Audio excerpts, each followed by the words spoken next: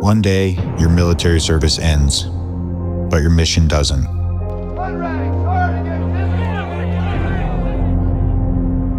In your new professional life and close to those you care about, you still need to be resilient, daring, and bold.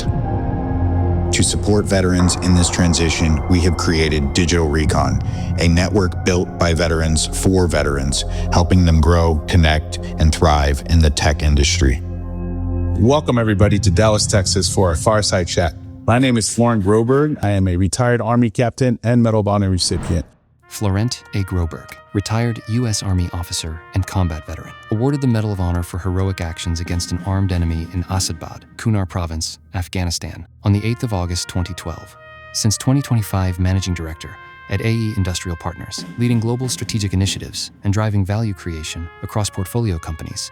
And today, I have the pleasure of having a conversation with two extraordinary veterans. We have Chris Young and Brandon Paxton. Chris Young, U.S. Army Reserve Officer, having served in both tank and civil affairs units, awarded the Army Achievement Medal and the Military Outstanding Volunteer Service Medal. Since 2025, Business Development Manager in IT, specializing in sales strategy, SaaS innovation, and U.S. market development. Brandon Paxton, U.S. Army enlisted airborne infantryman, served in the 82nd Airborne Division with 2 combat deployments to Iraq. Brings over 14 years of business leadership experience across sales, marketing, and strategic development in the IT industry, driving U.S. market growth and strategic initiatives at the executive level. Strategic Business Director at Andersen. Two individuals who are leading multiple different roles in the technology sector, but more importantly, with their veteran background, we're going to explore their journeys and talk about their transition and how they're leading today across some really exciting adventures.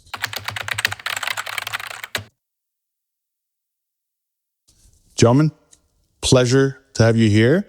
Obviously, as I mentioned in the introduction, you two have done some pretty significant things in the military, but you haven't stopped there. You know, you've become leaders in a corporate side of the house, but as an individual that went through the same thing, it's not easy. And so my first question is, why and how, what got you to join the Army?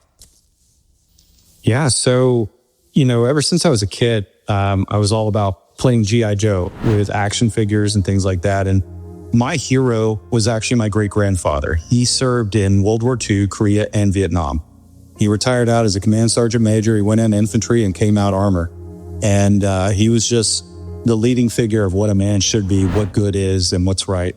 And when I had the opportunity after going to college to be able to join the military, I talked to him about it, and he really kind of leaned into it and said, if that's something you want to do, this is the way you should do it, but really think about it. And I did, and I joined the military, and he was there at my graduation and was so proud of me, and just really wanting to kind of live up to being a good man like he was has always been my example of what's right and wrong in this world. And I always kind of lean back on that when I think about decision of the things that I want to do is what would my grandfather have done? And, I was blessed to have him for many years of my life until he eventually passed away in 2014. But as a young man, that's a amazing role model, amazing thing to have in your life. And I'm so thankful and blessed for that. That's great. And well, first, Flo, thank you again, sir, for chatting with us. I'd say very similar to Chris in the sense of looking up to men as a young boy, that I saw nothing but discipline, leadership, just setting the tone for everybody else around him. Those were individuals. It could have been the movie Black Hawk Down, Shugart and Gordon. These are the people I looked up to. But I'd say the number one reason probably my dad. My dad was in for about 30 years, and he's my hero. And so while I kind of pushed back at an 18-year-old who didn't know much, thought I could go blaze my own trail, I actually had an appendicitis in Mexico, rushed back up to Arizona, had surgery, and I was laying in the hospital bed, and kind of hit me there. It's like, all right, I need to get things together. And I made the decision to join. So 30 years, your father, you joined. We were chatting earlier, your brother joined. Absolutely. My dad put us in both the same day. You've had a pretty impressive military career with multiple different leadership roles, but you decided to put an end to that career and transition. Tell me why. Well, the honest reason is, and thank you for impressive. I mean, it wasn't much of a long tenure, just under 4 years. However, the majority of it was all deployed. I was in during the time of the surge. I had an awesome first deployment where we actually weren't even attached to the 82nd anymore. We got to take it off, and we became a OCF as they was, other coalition forces. But anyways, it was just like getting thrown into the Super Bowl. And then we came back to the States, and I get back up to Boston at home after my first deployment. Not even literally a day off the plane, Sergeant Strokeland calls me, says, "Hey, we got to get back down. We got to go back." And I said, "No, you're kidding, Sergeant." He says, "No, we're going." And that's when they did the surge. So I went back again. We did another 15 months. And I say all that because when I came back to the States, I ended up meeting my wife and kind of realized what I was dealing with over there. And if I was going to start a family, that I think I was going to have to maybe not be so selfish, albeit I miss it all the time. I made that decision that was tough to get out and explore the civilian world. No, I think a lot of us can relate with that concept. When I deployed, I had no family. I mean, other than my parents, and I wasn't married and have kids like I do now. And the concept of deploying months at a time, years in some cases, and being away from the family is just incredibly difficult, which provides me a lot more appreciation for a lot of my teammates who did it over 100%. And over again. So we're out, and you got to transition.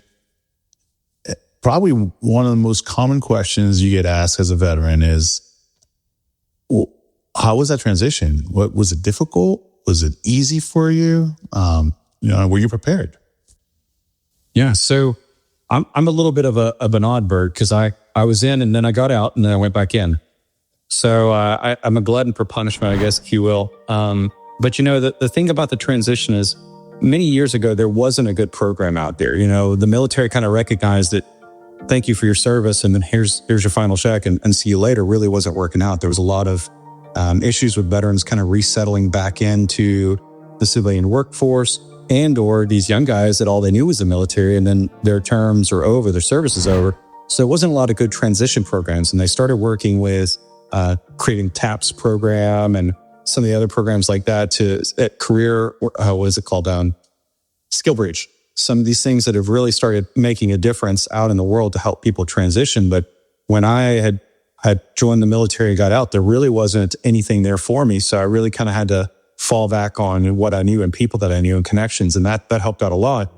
But then as time kind of went on, I realized there's a lot of skills that I developed in the military that are skills takes normal folks a long time to learn, or sometimes they don't even know, these invisible skills of being able to do things on your own, be dipping about, to lead others and things like that. And once you learn how to harness or really utilize those skills, you can be like a strategic, I'm trying to think of a good word for it, like an enabler, if you will, like a combat enabler in any kind of business that you go to. And so it was hard for me transitioning, but once I found my place in the world, I wanted to devote myself into ways that I could help others find that and not have to go through as much struggle as I did, which I think any good leader or any good person in general wants to do for others. Makes sense. Brandon, how about you?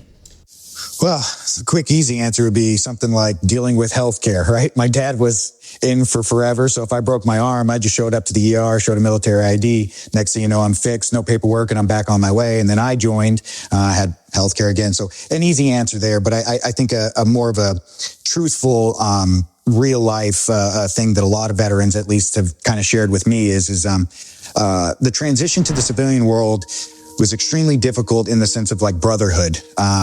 There's been a big gap where, you have this like void inside where you miss being a part of the team. You miss being a part of the mission. Because in the military, nobody's gunning for your job necessarily. Nobody's trying to take you out or go behind the scenes and do some, nefarious things of whatnot. Yeah. But the whole idea is, we're all here together and there's a mission. We need to complete the mission. And if we don't, then, we fail. And if we fail, that means we lose lives, and that's not acceptable. So I think trying to bring that into the civilian world. And I think I'm doing a good job of it today where, I'm trying to let everybody know that this needs to be a team and that camaraderie needs to be built so you can be successful. Because quite honestly, not only is it the gap, it's just, there is no better feeling other than, having kids or something like that, where you can get all of these individuals to put their needs and wants aside to complete the mission together. And then when you complete that, that's one of the most satisfying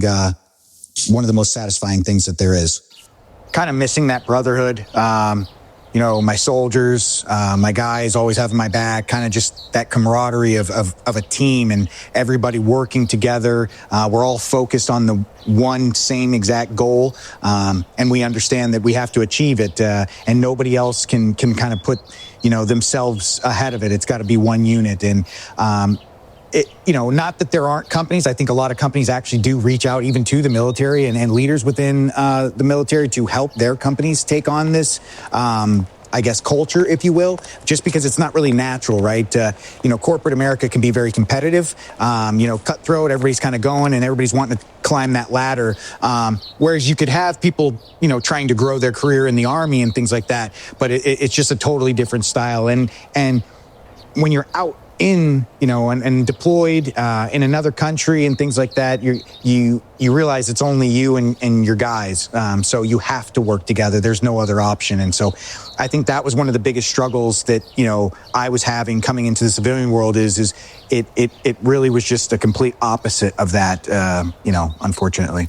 You gentlemen, you're in the tech sector, technology sector. I mean, that's a pivot. It's a pivot. I did it myself. I was at Microsoft for 4 years, and that was a pivot. Very, very different. Brandon, specifically with you, it sounds like from talking to you and reading about you, continuous learning is central to who you are.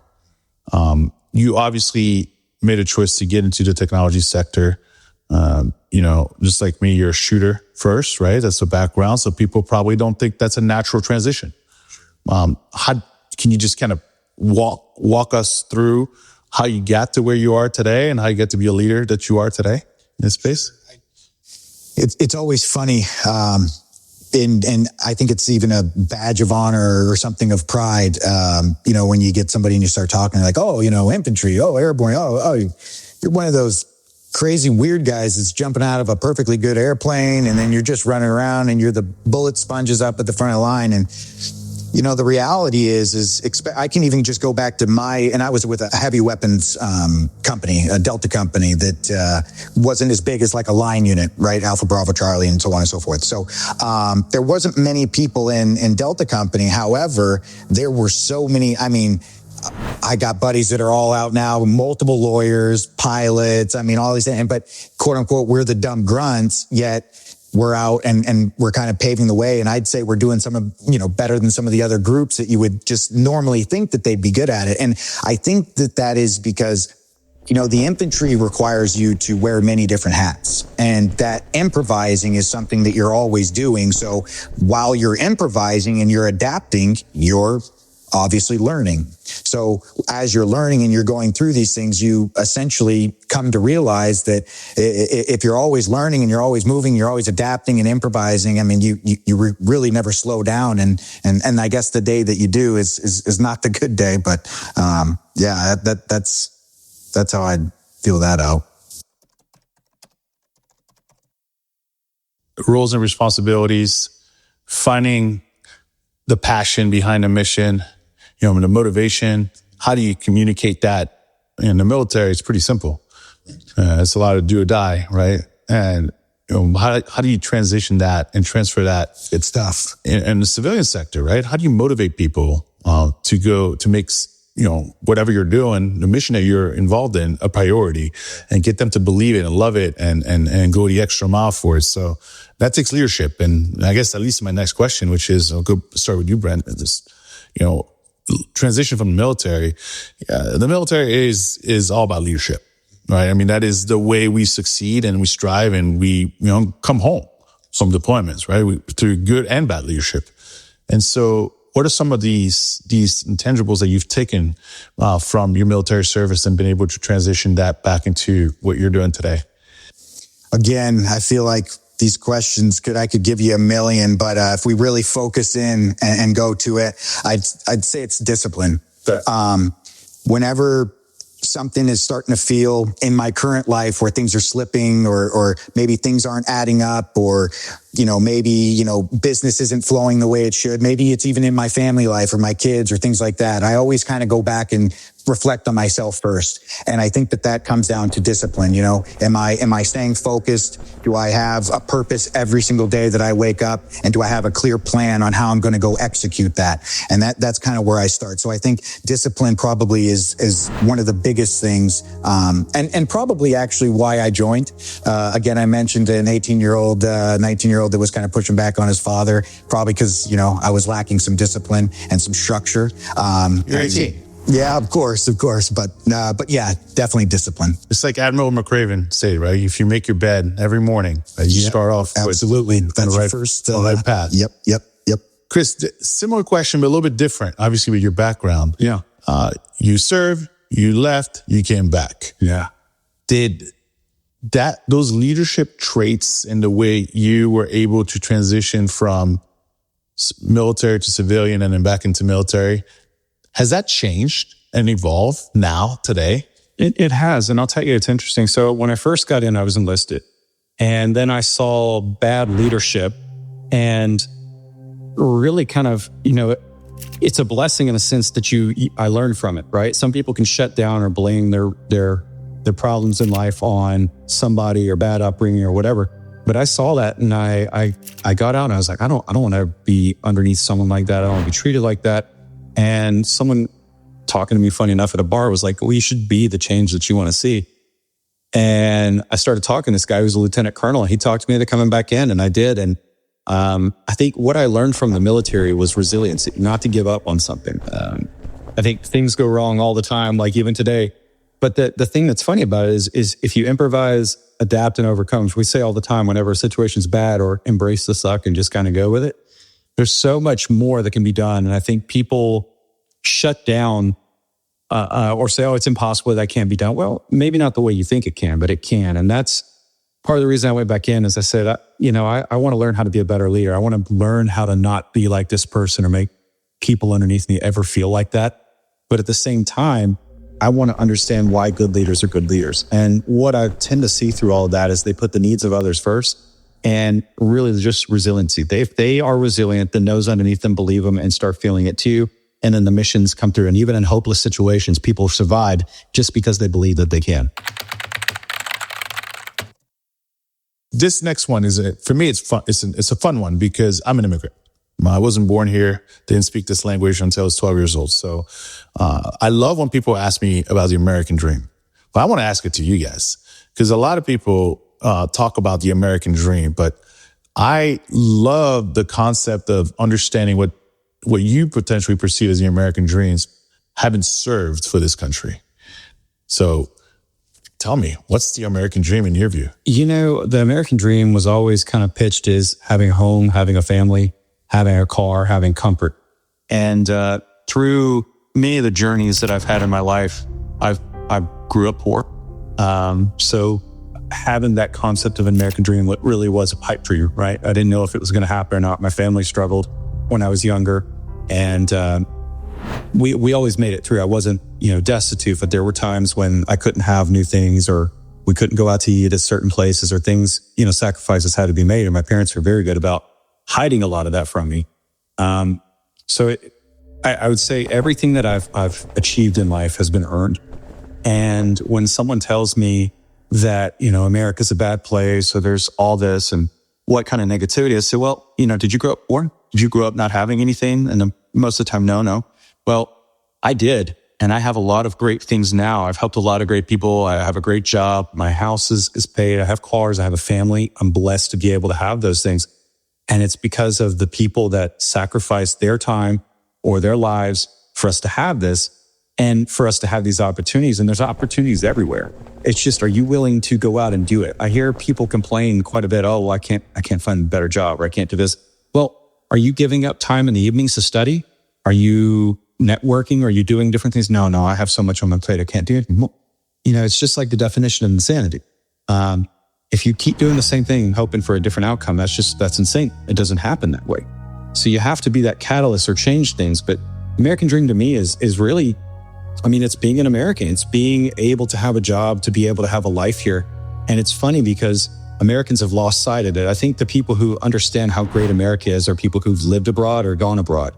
And if you talk, like I was listening to something today, there's not many other countries where people dream about coming to that country to have a life. America is, a place where people want to go and start a life or make money because they've seen it in the movies. They have that life. My wife, she's an immigrant. She's from Brazil. She actually joined the military so she could get citizenship when we married to fast track the citizenship. And her dream when she was a little girl was to move to America and be a photographer. She's not necessarily a photographer anymore, but she's living here and we have a home. We have a son and a daughter. And the dream for her was to be a mom and to live in America, have the job that she likes. And that's here. I think really it's just surviving and not necessarily thriving, but being able to survive and being comfortable and having the time to do things with your family is really an important goal. And I think that's my theory of the American dream, but everyone has their own. What's, like you mentioned, it's interesting to see a foreigner's perspective and then come back to an American and say, look at how great this is. Like maybe because you're looking at it with blinders, you don't really see how wonderful this opportunity is to be an American or to have the things that you have when there's people who can't even afford air conditioning or running water. No. American dream. I mean, just in its words alone, right? I don't know. You go back and forth on it, and I think freedom is synonymous with it, for me at least. But what it truly is, and Chris kind of touched on it too, is, being in a military family, again, not coming from much.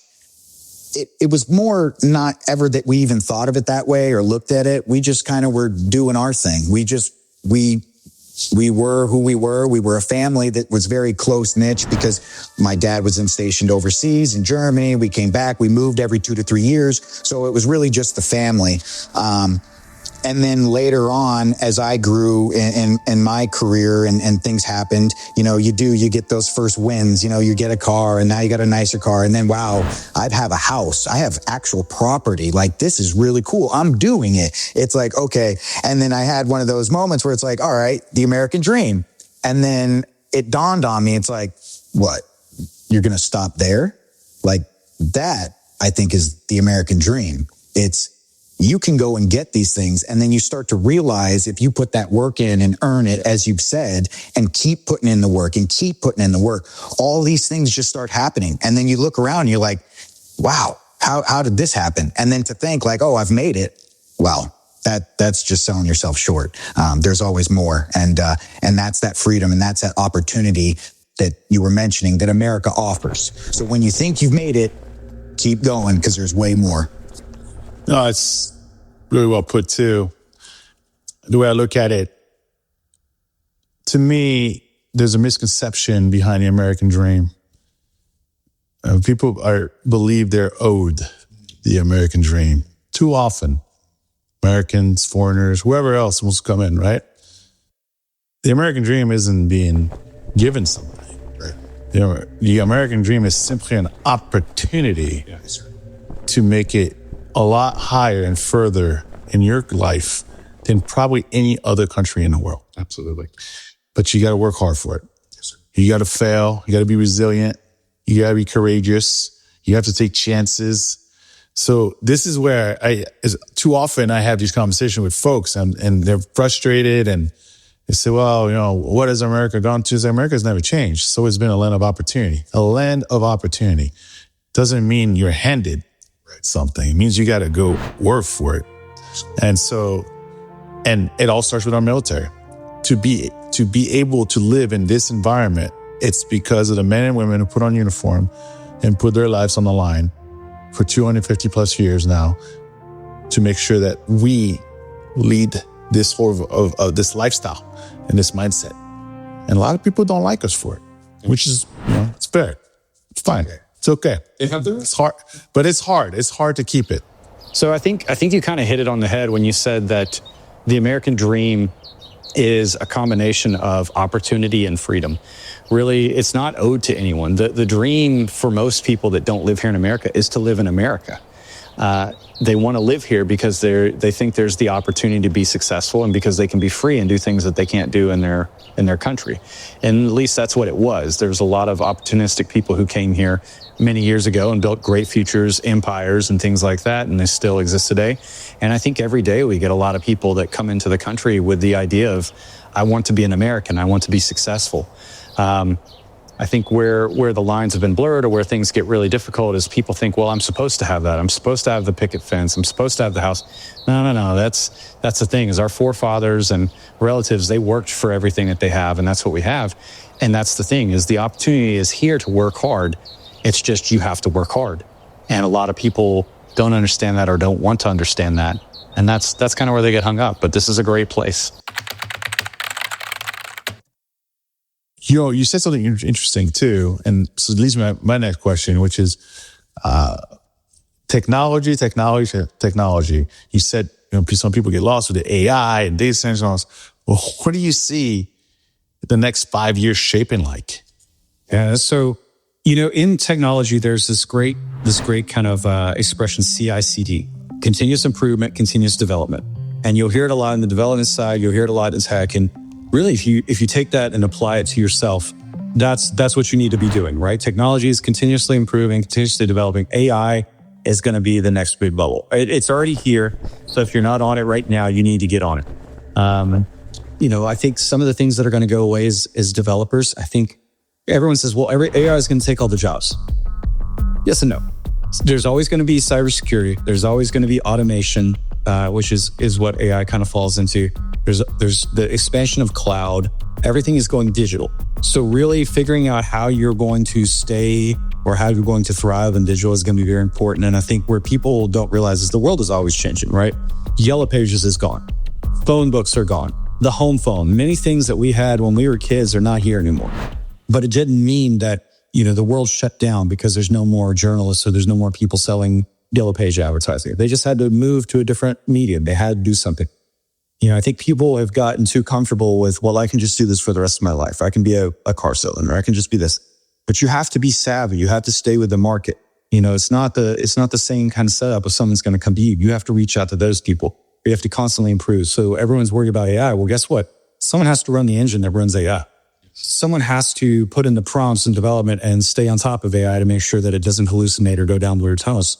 So there's always going to be opportunity. But to sit back and kind of circle back to what we talked about at the beginning, complacency is dangerous.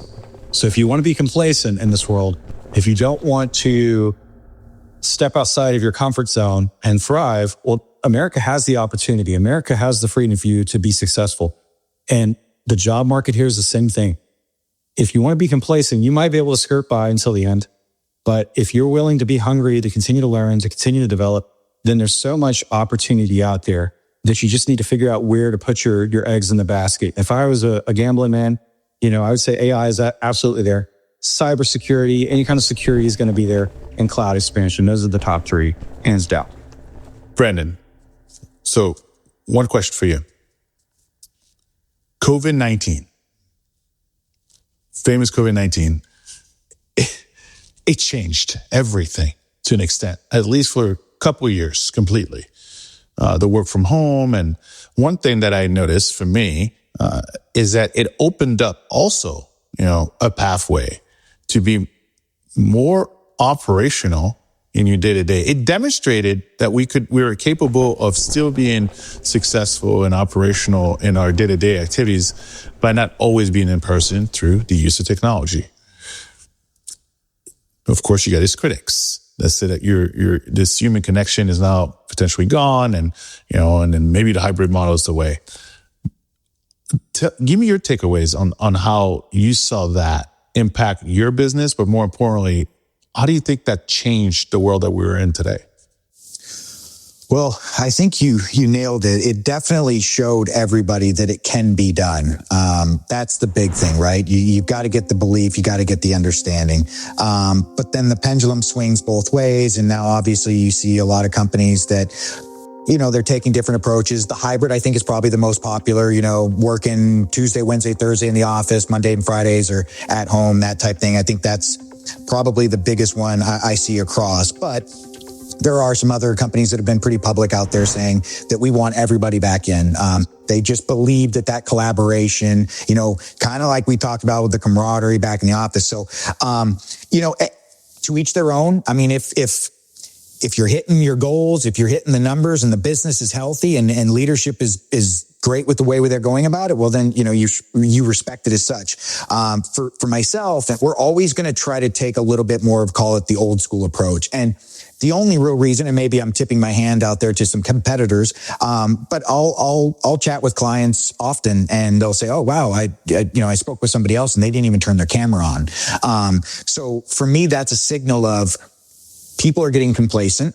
People are getting lazy. People saw that, yes, it can be done and all done remotely, but that then inevitably kind of becomes a weakness for them and a crutch because they're leaning on that. So my approach is we're always going to be client facing. Anytime we have the opportunity and a client reaches out to us, we're going to make sure that we offer to meet them in person at the very least, shake their hand and conduct business as such, and kind of move from there. And then in terms of our office space as well, we're a Monday through Friday, in the office. Now we're also traveling a lot.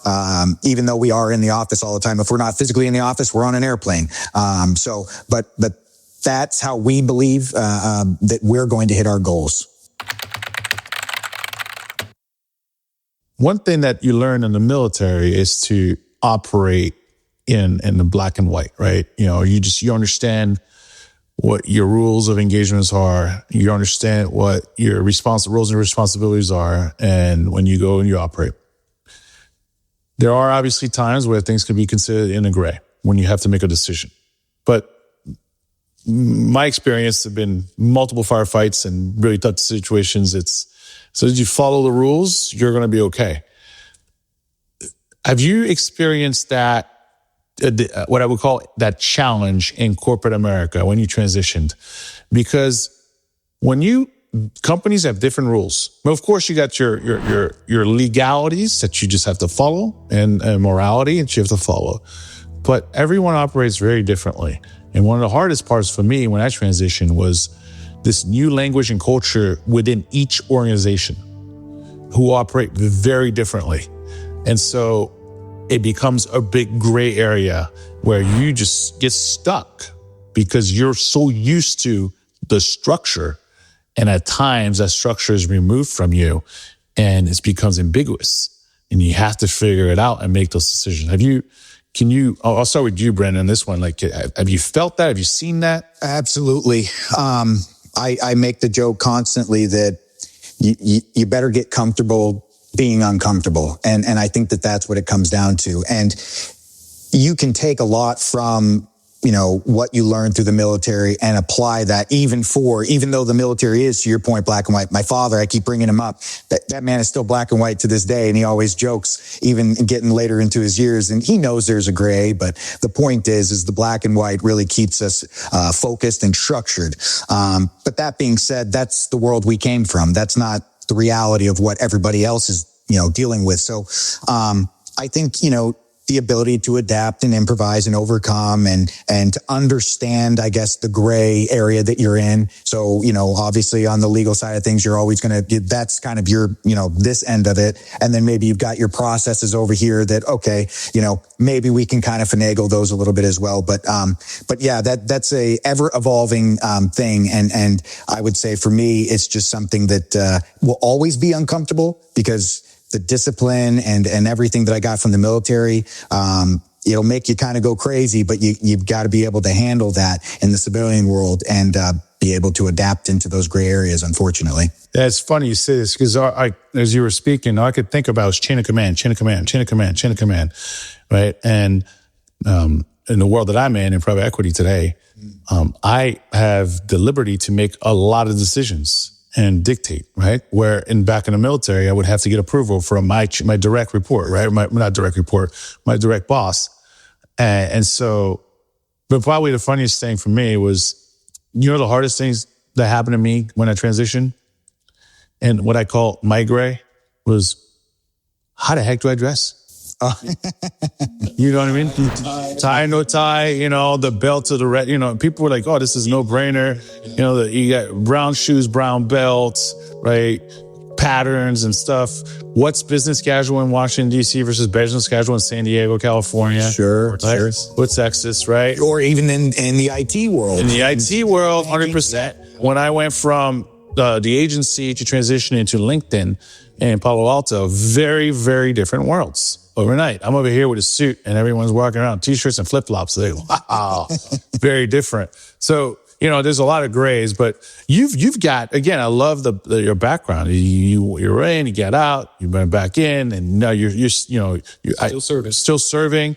You're dual-hatted in essence, right? And so you're just a chameleon at this point. And I'll tell you the blessing of it. So I'm in civil affairs. I'm a civil affairs officer. And it's kind of like, I've heard it referred to as the Air Force of the Army. It's funny because the Army traditionally is the black and white, but civil affairs, we really operate in the gray. And where it's benefited me a lot is in the civilian world. I work with people, I make deals, I create social networks, I create any kind of working networks. I find ways to make everybody work symbiotically. And then I can take those same skills back into the military. But then I can learn a lot about persuasion or influence or, just processes and things. So I've been able to benefit on both sides of the house from using the military and using the civilian world to my advantage.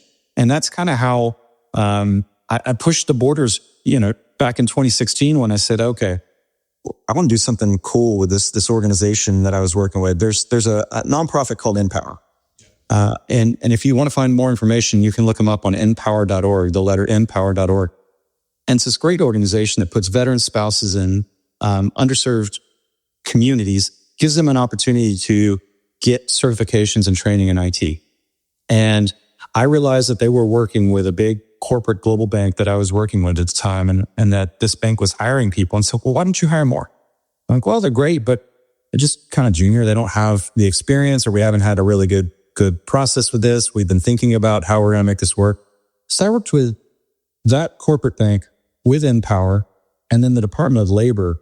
And we all put our heads together and came up with the first Department of Labor approved apprenticeship.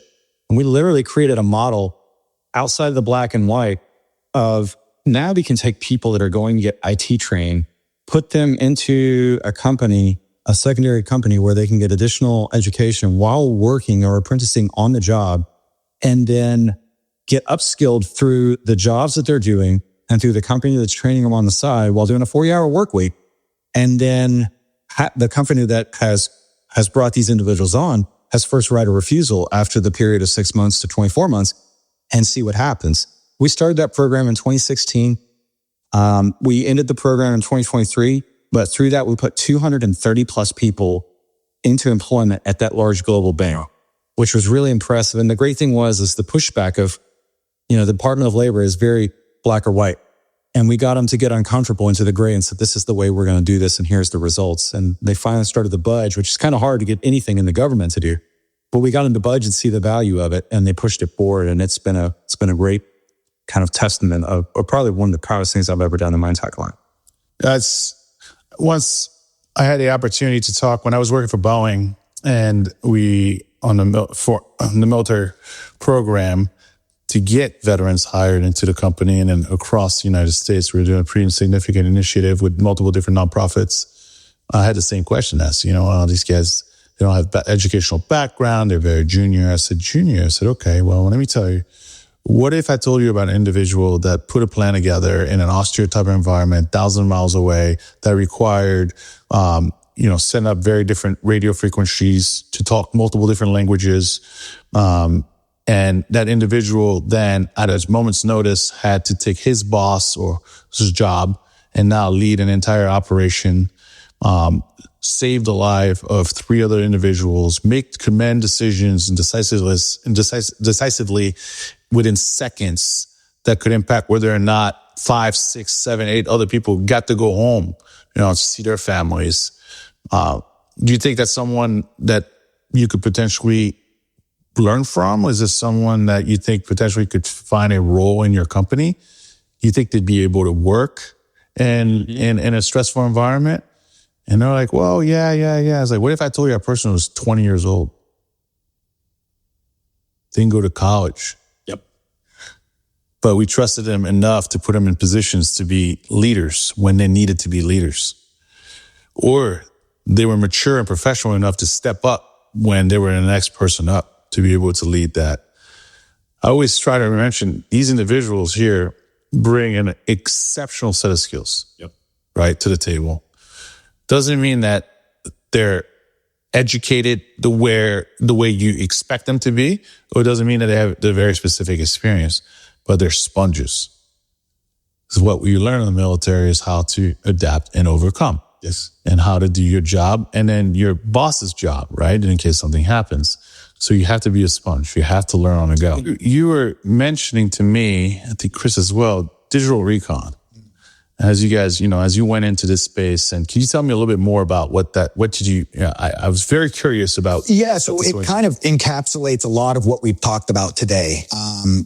We're going to have information up. We're going to have digitalrecon.com up, so people can go there and register, find out more information. But really simply put, it's going to be an exclusive club, or I wouldn't even call it a club because that sounds a little more of, going to the club. Yeah, an organization where we want to bring in veterans that are out in the IT world. Maybe it's a CTO and I don't know, he was at the Naval Academy, he served his time, and now he's on a board with a company, and he's struggling with all of this AI that's out there and all the uncertainty, hey, these data centers and how does this work and what's going on. So we thought it would be a really good idea to give back to these individuals, take a lot of our experts that we have at the company and create this organization through events and things like that, and be very educational and bring some value to these people so they would want to be involved and realize that they have essentially a place that they can go where they can network,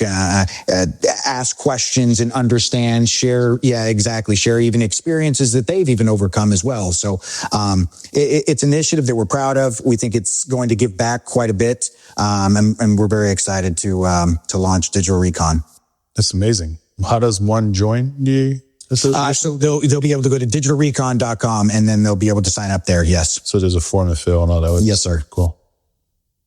Wow. That's it's pretty impressive. I mean, talk about, you mentioned networking, as you transit, you talk about transitioning and the importance. And I feel like this is another opportunity for people to, identify other individuals to build a network, and then obviously get the skill sets here and the opportunity to learn a little bit more. When we started with this idea of Digital Recon to try and help other veterans out there exploring the crazy IT world as it sits, I felt what better way, even, with maybe not a ton of experience, never starting an organization like this before. Well, what am I just going to sit around and just say, oh, I don't know. It's got to put one foot in front of the other and start making things happen, whether there's failures, whether there's not, however that's going to look. The whole thing is to move forward, be transparent about it, and ultimately give back to the veteran community. And I think that's absolutely what we're going to do. Yep. The mechanism for success can be described and defined, in different ways when it comes down to corporate America. I am a firm believer, though, that human connection is a necessity for us just to succeed. So, but does that mean 5 days in the office? Don't know. It was like that forever. Sure. So we'll see where it goes, right? Thank you for this incredible conversation. I think a lot of us, including myself, I've learned a lot. And this has been really enriching. As you've said, it's a ton of learning. This has just been fantastic. What is there, only 68 or 69 living Medal of Honor recipients right now? 61. Okay, so I was off. I got the first number right, though, at least. That was it. But no, so first off, to be in your presence, a real hero, legend. I mean, you hadn't did it yet, but you were one of the reasons that a young boy did what I did and joined, because of men like you who served his country at the highest possible level there is. Two powerful stories. It's fascinating when you have the opportunity to spend some time with individuals who have similar background as yours, but yet a very complete different upbringing and foundation. And yet, the more to talk, the more you converse, the more in common you find. And there's a couple traits that you probably heard over and over again during this fireside chat. And one of them is resiliency, the other one's courage, discipline, the ability to work in uncomfortable environments and finding ways to succeed. And when you fall, to get back up. These are very necessary and common traits that you find in all veterans. But one thing that is for sure is that being a veteran or a non-veteran, succeeding by yourself is incredibly difficult. You need a village, you need a network. And so today we learn about two very specific organizations, Empower and Digital Recon. And they're led by individuals who are incredibly passionate. And so as you pay attention to the world around, know one thing, that you, the person that we're talking to directly, you are needed, you are wanted, and you are rude. Now it's on you to also have that courage to take that step forward and go do something about it. Because America is the land of opportunity. But you absolutely work for it. Thank you. Great job, Des. Thank you. Join the Digital Recon community and connect with fellow veterans building their careers in tech. Stories of bravery, growth, and leadership keep this community strong and inspire others. If you'd like to share yours, send us an email. Follow us on social media to stay updated and get involved. Let's grow this community together.